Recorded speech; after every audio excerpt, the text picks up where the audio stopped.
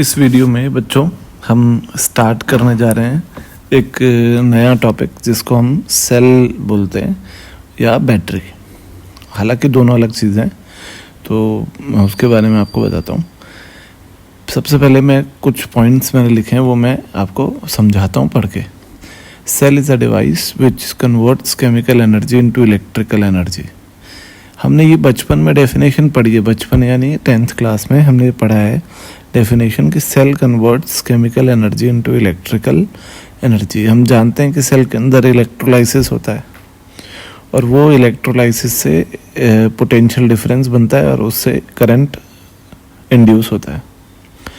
सो cell, second point है, cell is a device which provides necessary potential difference for current flow in an electrical circuit. किसी electrical circuit में जो current flow कराने के लिए necessary potential difference चाहिए होता है वो हमें सेल प्रोवाइड करता है। ठीक है, बात समझ आ रही होगी आपके, है ना। और जब एक से ज़्यादा सेल हम कनेक्ट कर देते हैं आपस में तो वो जो कॉम्बिनेशन बनता है, ग्रिड बनती है, उसको हम बैटरी बोलते हैं। ठीक है, तो battery is a combination of cells. अब यहाँ पे मैंने आपको सेल का सिंबल बताया है, ये सेल का सिंबल है। ठीक है, ये बड़ा टर्मिनल नहीं होता है, ऐसा नहीं होता है कि एक टर्मिनल बड़ा होता है और एक छोटा होता है, ऐसा नहीं होता है, बल्कि दोनों टर्मिनल बराबर होते हैं असली में, प्रैक्टिकली।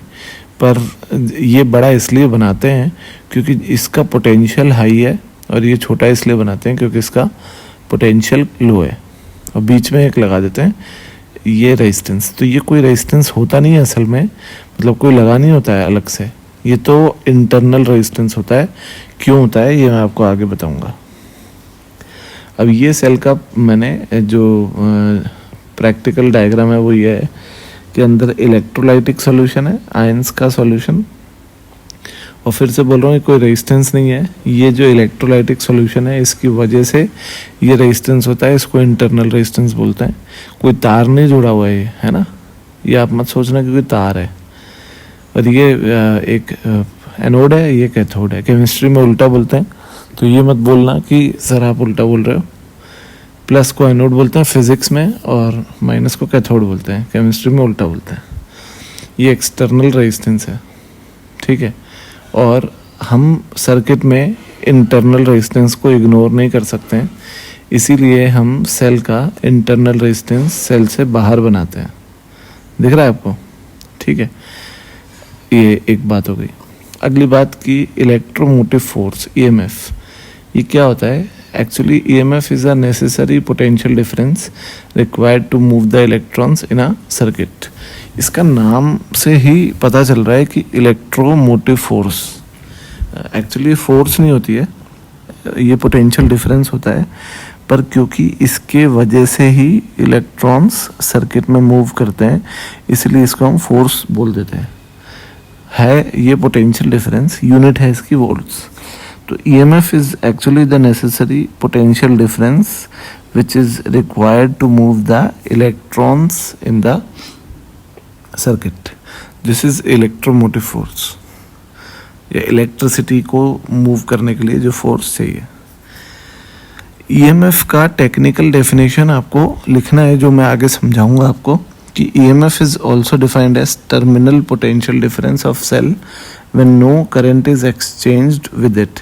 ये मैं आगे समझाऊंगा आपको कि जब किसी सेल से कोई करंट एक्सचेंज नहीं करते तो उसका टर्मिनल का पोटेंशियल डिफरेंस ईएमएफ कहलाता है।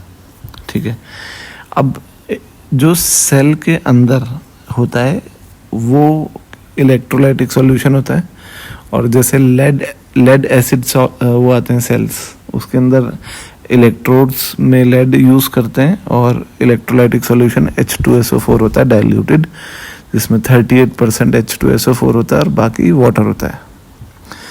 इसमें क्या होता है कि जो H2SO4 का आयंस है 2H+ और SO4-, ये आयंस इस इलेक्ट्रोलाइटिक सॉल्यूशन में चलते हैं और ये इलेक्ट्रिसिटी कंडक्ट करते हैं सॉल्यूशन के अंदर। अब आयन तो एक पूरा एटम होता है, तो आयन तो बड़ा भी होता है एटम, इलेक्ट्रॉन से तो बड़ा होता है, और आयन बड़ा होता है, इसलिए आयन की मोबिलिटी है ना, मोबिलिटी होता है कि कितनी इजीली चल पा रहा है। तो जो जितना भारी होगा, बड़ा होगा, उतना धीरे चल पाएगा। तो आयंस की मोबिलिटी इलेक्ट्रॉन से कम होती है, इसीलिए आयंस को भी कुछ रुकावट महसूस होती है सॉल्यूशन में चलने पर, और वो रुकावट को हम इंटरनल रेजिस्टेंस कहते हैं। ठीक है, तो internal resistance is due to the low mobility of ions inside the electrolytic solution. ठीक है, और ये जो है सेल का बेसिक्स था। अगले वीडियो में सेल के चार्जिंग और डिस्चार्जिंग को एक्सप्लेन करूँगा। Thank you.